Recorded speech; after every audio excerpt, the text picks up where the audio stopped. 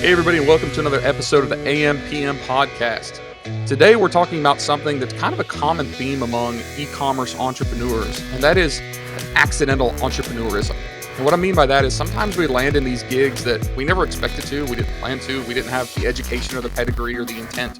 It just happened, and sometimes we find out we're pretty good at it. I know a lot of you have heard my story talking about, being a full-time firefighter and medic and kind of accidentally got into entrepreneurism, then accidentally got into e-commerce. A lot of the people in this space, like I said, are not just accidental, but they maybe come into a little bit late. It's not like they're 22 years old and they decide this is going to be my career. Like they did other things and fell into this. Our guest today is Elizabeth, aka Liz. You can find her on social media under Elizabeth Green, but I'm probably going to shorten her up and call her Liz. She said she goes by all of it. And she is one of those accidental entrepreneurs, self-proclaimed. She has a pretty interesting story that we're going to get into today. And, I don't have a whole lot of preparation. I don't know Liz very well. We've only met once. And I'm actually excited to ask her some questions that I'm genuinely curious about. So hope you guys like this episode. Liz, welcome to the AM/PM podcast. Thank you so much for having me. This is gonna be fun. I'm excited for this one. Good. A lot of people are terrified, so I'm excited that that you're actually thinking this is going to be fun. This is going to be great. I'll try to ask you as many awkward questions as possible and make you change your mind.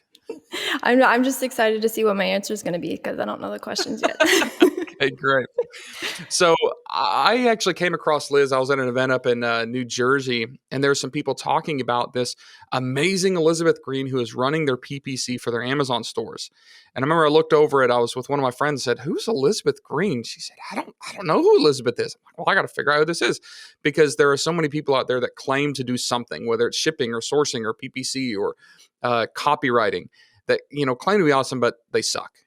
And when you hear other people randomly saying, "Oh, I've used this person and they're awesome," it kind of perks your ears up because that's a little bit unusual, this space. So I thought this is interesting.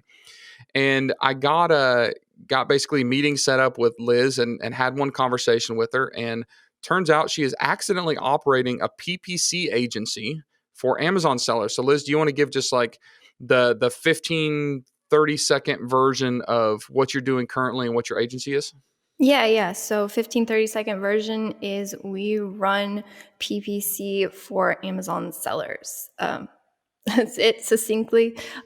We found that there's a lot of sellers that when they get into it, Amazon advertising is becoming like a bigger and bigger piece of the business, and it's becoming more and more important to run it and be able to leverage it properly. And so that's where we come in, leverage our knowledge without having to keep up with every little update, because there's been like 2 additional targeting types within the last 2 weeks.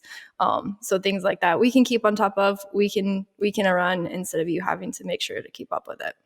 So I want to talk about how you got into this because this is a very specific thing that not even a lot of people know exists, right? Like not even just selling on Amazon, but Amazon PPC in general. So can you give us just kind of a little history of like, how did you end up operating a PPC agency?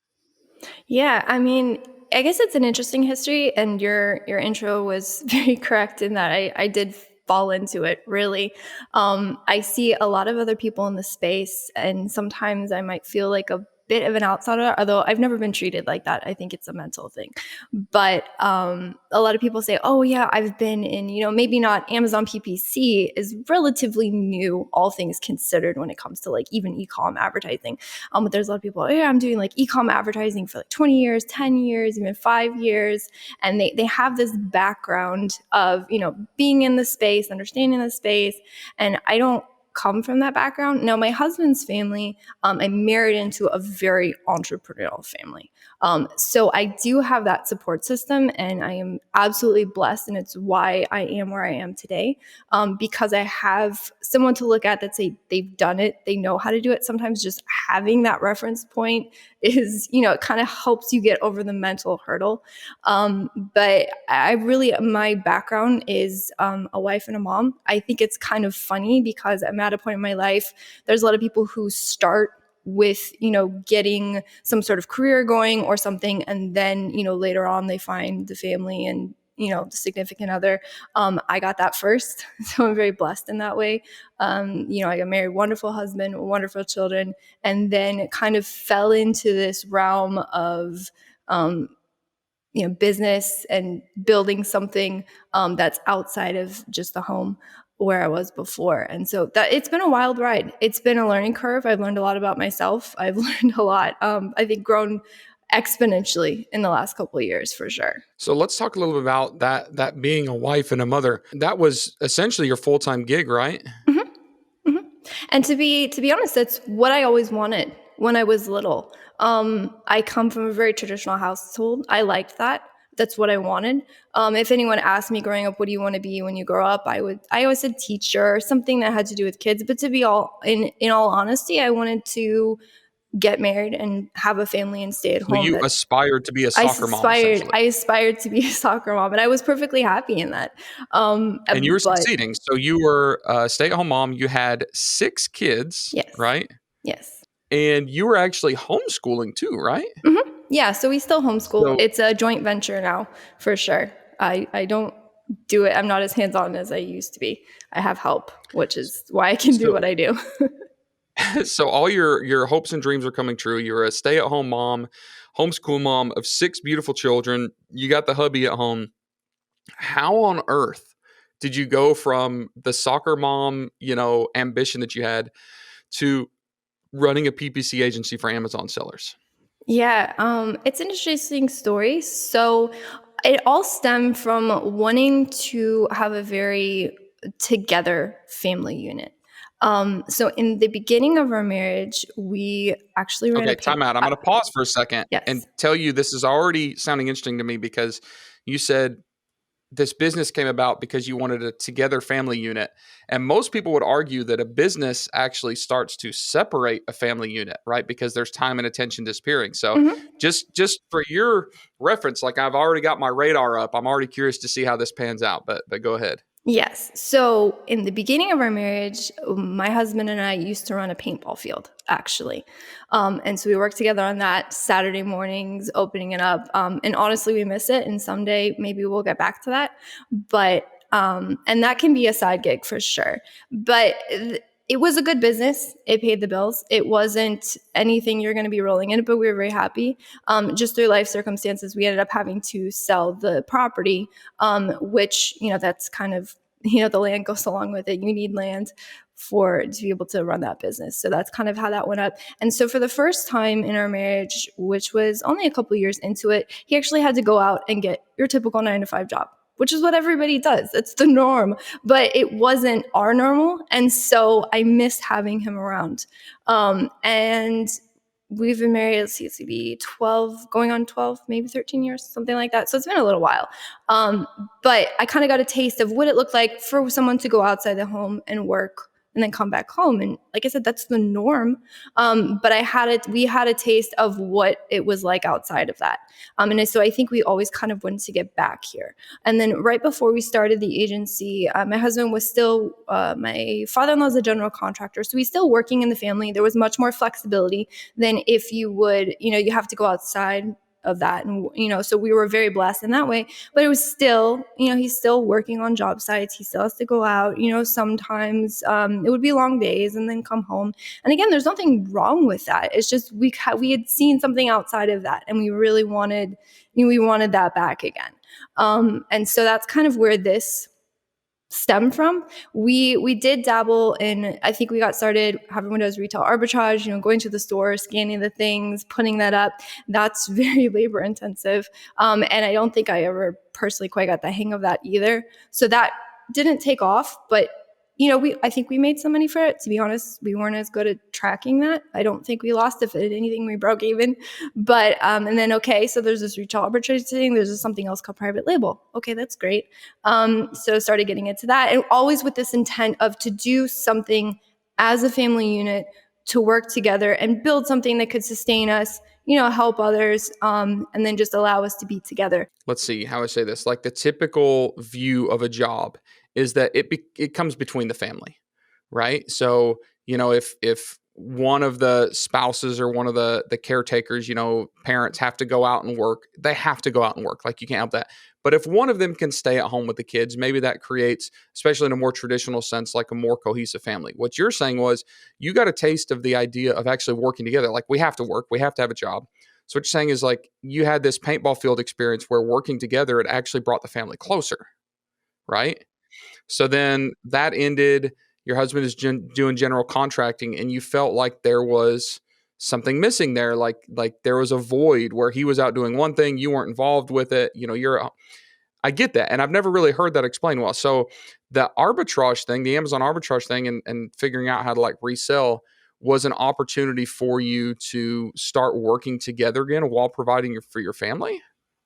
Yeah, so that was the intent. It never got to the point of replacing an income, unfortunately. We never took it that far. Yeah. Or we tried to take it that far. Of course, you're getting started. So you're just trying to figure out what is even this world of Amazon. I know it works for other people. We probably should have just bought a course and go full hog on it. It was, all right, let's try this, which is probably not the best way to intentionally dive into something. And then so that was the same approach we took when we tried private label. Okay, let's try this. Let's see if this can work. And the intent was always to replace his income. We figured out at the very least, if we could replace the income, we're happy with where we are. We're not going to have a house on the beach, and we're not going to, go on vacations every weekend, but we're together and we're happy and we're thriving, and we enjoy having the kids around and, watching everyone grow up. I think one of my favorite things about motherhood is just being able to discover this new personality, because as they get older, like this new person emerges, and being able to be around that day in and day out is something that, I hope I never take for granted, and always, be very blessed. So a lot of people talk about the power of entrepreneurism is to give you the freedom and flexibility to have time to do what you want. You want to create a more flexible environment to spend time with your families, or do whatever you want to do. It could be your hobby, it could be whatever it is. But in your case, we talk about family. So in your scenario, it wasn't that you became an entrepreneur to create more flexibility and freedom. It was more like we have to provide ourselves an income. So if we can do that as a family, then we don't have to create togetherness by having an income. Like the income is the togetherness. Is that right? So like this is all one big happy family project that also pays the bills, Yes. My which is 10-year-old crazy. Like I've says, never heard it explained that way. yeah, so my oldest is 10, and she often says, I need to learn how to do PPC. And I said, eventually. I don't know if clients would be perfectly happy if I told them a 10-year-old was working on their accounts. So not yet, but eventually we'll get there. I promise your 10-year-old could do better than a lot of the adults out there doing PPC right now. I have no doubt in my mind. Possibly. All right, She's smart. So you're doing arbitrage. You're doing some stuff that wasn't really working. How did you actually like discover the fact that, hey, I might be good at PPC? And talk to me about how the agency got started, because that's a pretty big decision too, right?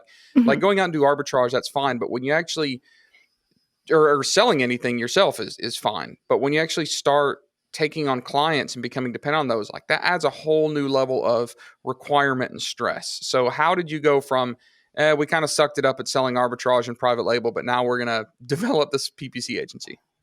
Yeah. So I think we got started mostly because there was just a huge need for it. I think it's like seems to compound year over year, the the need for just help running PPC, people who know how to do the PPC, people who can maximize, whatever you're spending on PPC for sure. And so when I got started, that's where it was. And then I didn't have, I always say I didn't really have a lot of extra time, if I'm being honest, because I was still homeschooling, still at home with 6 kids.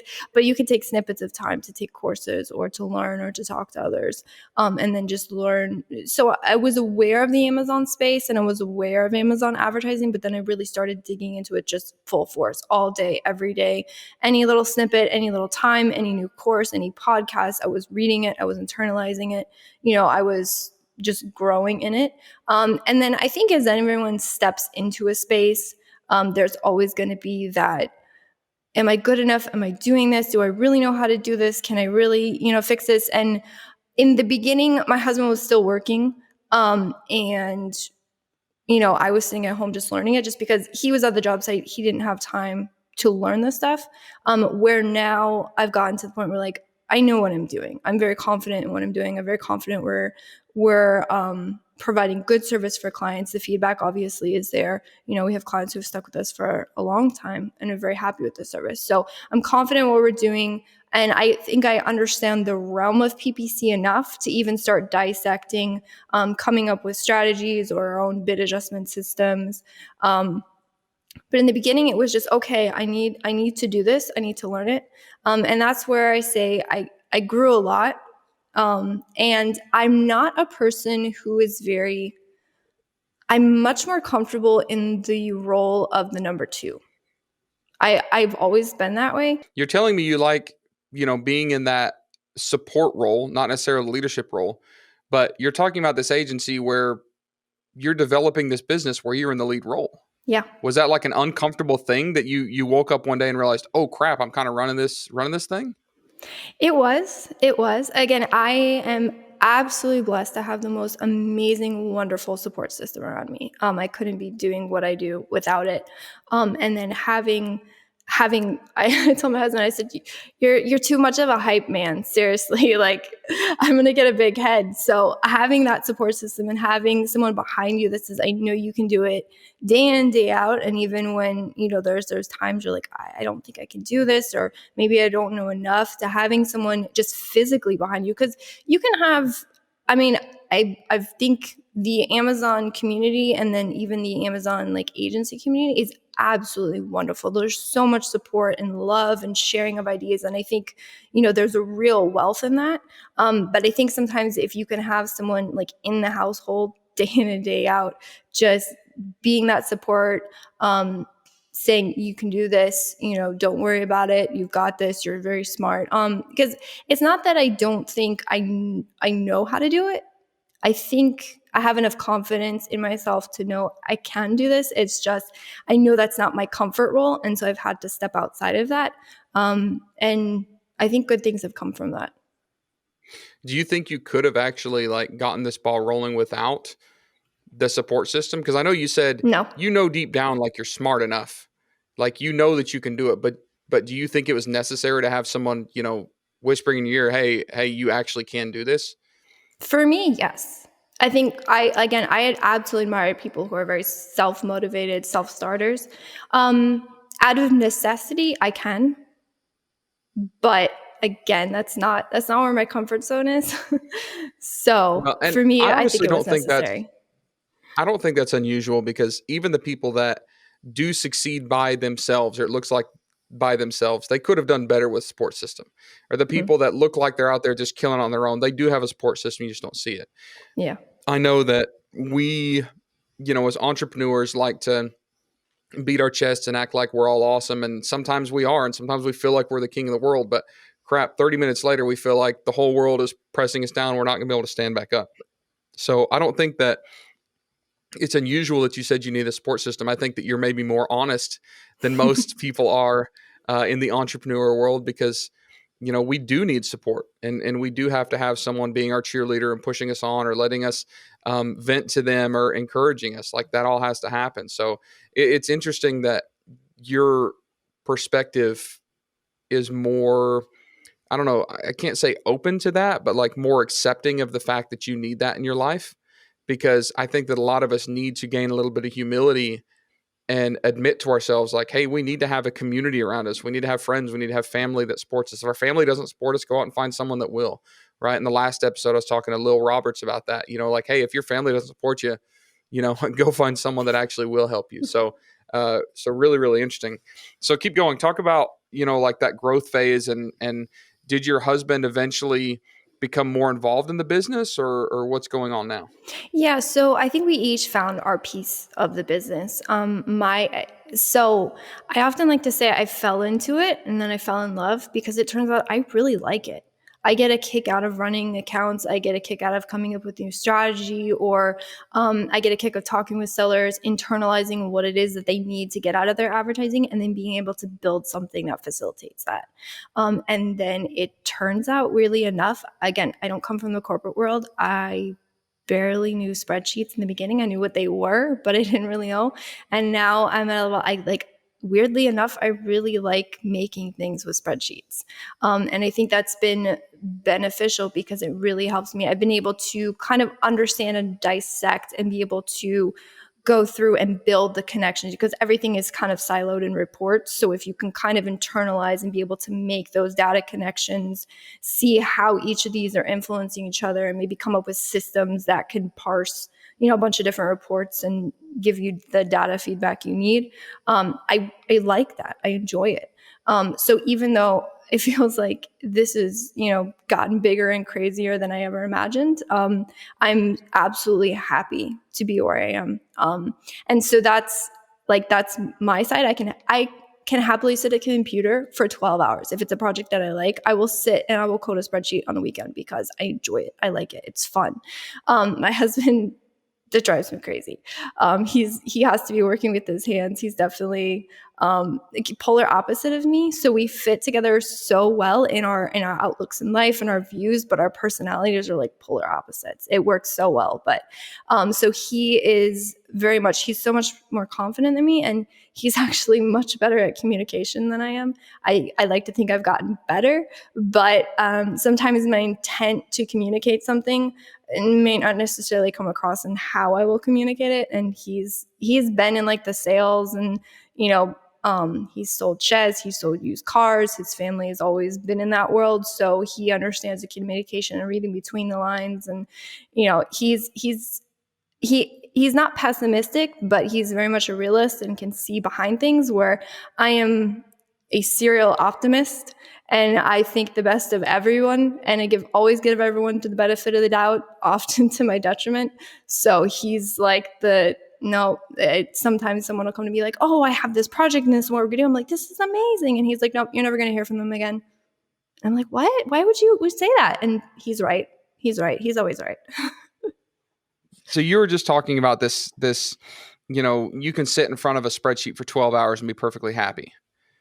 How do you do that when you're still, I guess by definition, a stay-at-home mom, a homeschool mom of 6 kids? Because I think this is one of the things that entrepreneurs struggle with all the time is like, hey, we have this drive to make this business succeed. Like, you love supporting clients in their PPC campaigns, right? So you have to take on more clients, you have to grow with them.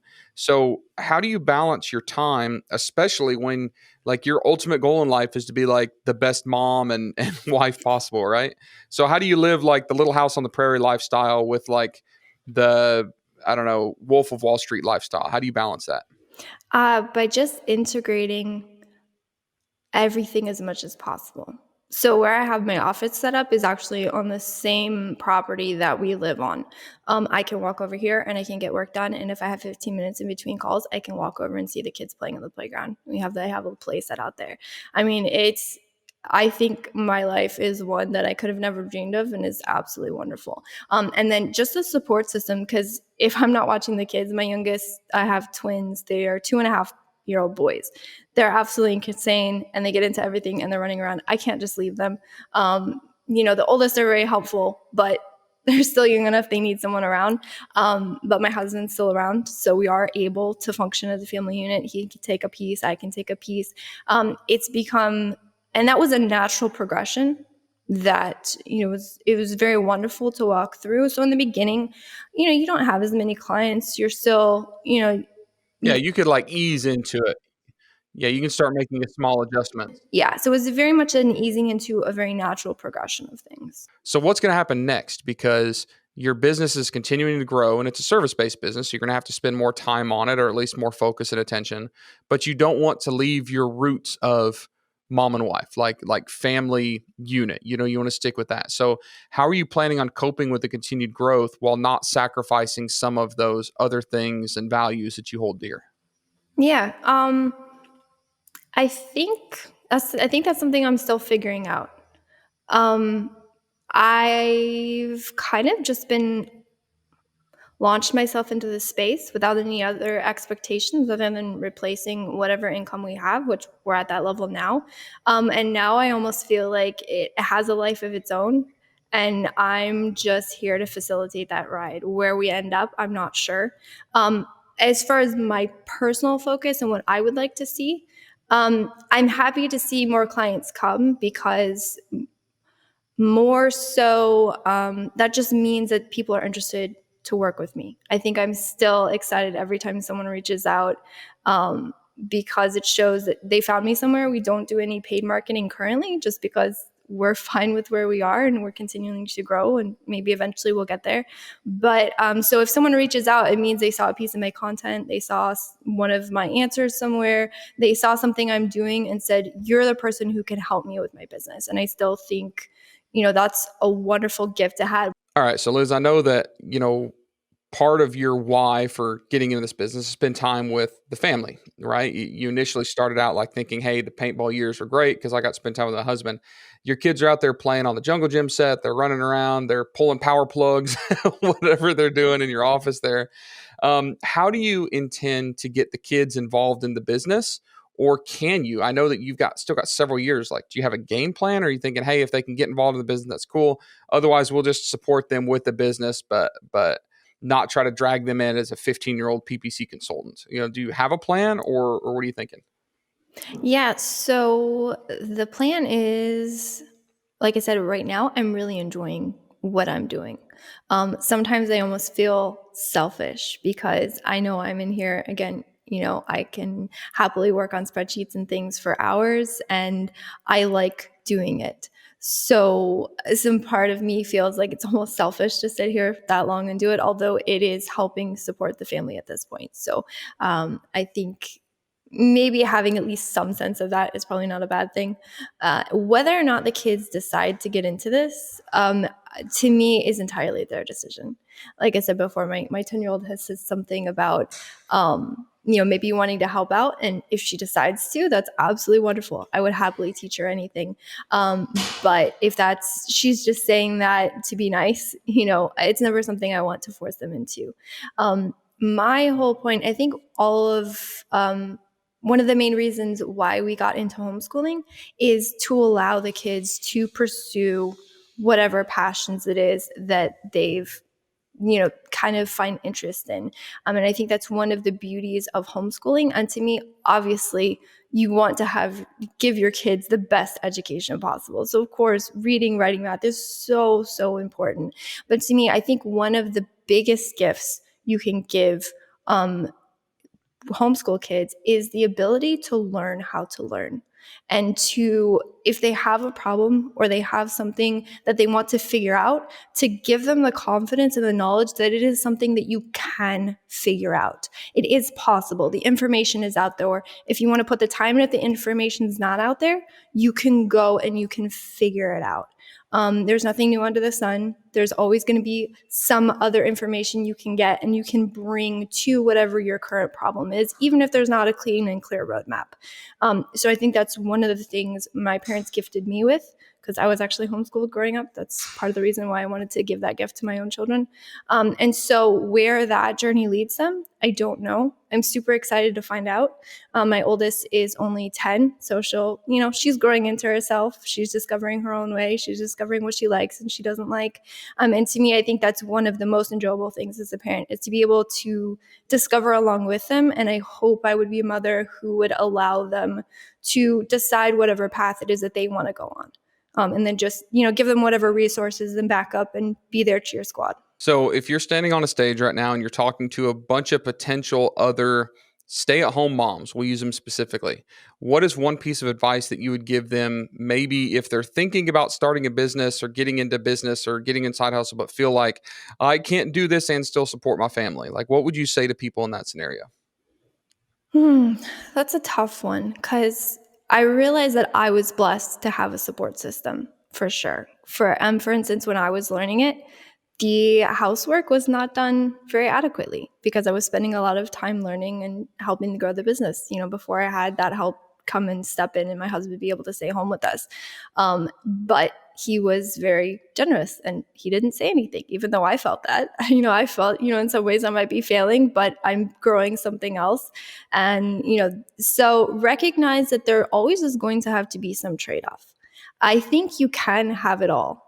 Honestly, I feel like I'm living that. You can have the business and you can have the wonderful family and you can have it all, but you're not going to have it all every day. each day is going to, maybe this day you spend a little more in the business. Maybe tomorrow the house is a wreck and you need to stay and you need to clean and maybe listen to a couple podcasts on the way and, grow your knowledge base. So there are ways, I think, to multitask. I think that's one of my strengths. And then also a weakness sometimes is because it can be hard to hone in, but I got very comfortable and I can multitask very well. I'm more comfortable with a podcast than right here as I do things. But yeah, so just recognize and give yourself grace and realize that I think I'm starting to learn that life is not always going to be in neat boxes. I think we always tell ourselves that, but we still, all of us, I think, would like to have everything in neat boxes. And I don't think that's ever going to happen. You'll probably have a day or two where everything's in a neat box and you think, great, I got it. And then tomorrow everything falls apart. And it's not that everything is terrible. It's just, it's not all in nice, neat. Not everything is all in its place, and that's okay. And you're just learning to grow in that. And I think being a mom helped me bring the strength because kids change.